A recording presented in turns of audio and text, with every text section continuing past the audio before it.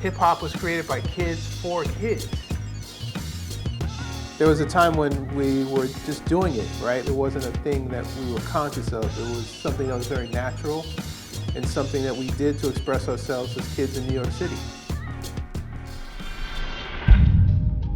I moved to New York in '77, which was right when hip hop was kicking off, and there were just people playing music in the park, people dancing, people writing graffiti. 50 years deep, we're covering so much in terms of where hip hop has come from and where it's gone. The significance of the show being called Pop Conscious Unconscious is the idea of showing how artists were making art before they were conscious of the influence it would have, versus knowing the impact that it was starting to have and how that affected how they presented themselves. The photographer just lets you know that we were here and we did it, and we continue to do it.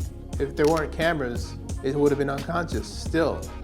It's been a big part of documenting a time, as photography does, but it also allowed hip hop to reach the masses. So images showing up in different magazines like XXL or Mass Appeal or Vibe or even Rolling Stone, it allowed it to grow even bigger. To be recognized by Fotografiska says a lot. It says that hip hop is a culture that is important.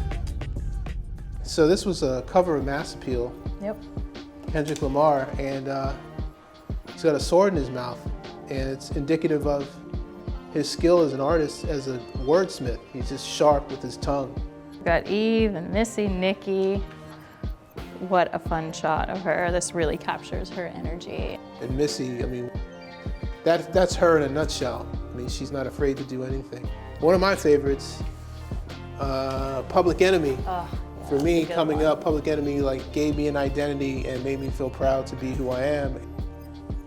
Well, Tupac in a straitjacket, that was a cover of Vibe magazine. The headline was, "Is Tupac Crazy?"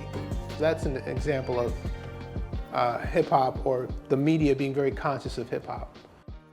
I hope that people realize, walking away from Hip Hop Conscious Unconscious, that hip hop is not necessarily music, it's not clothing, it's not food, it's people.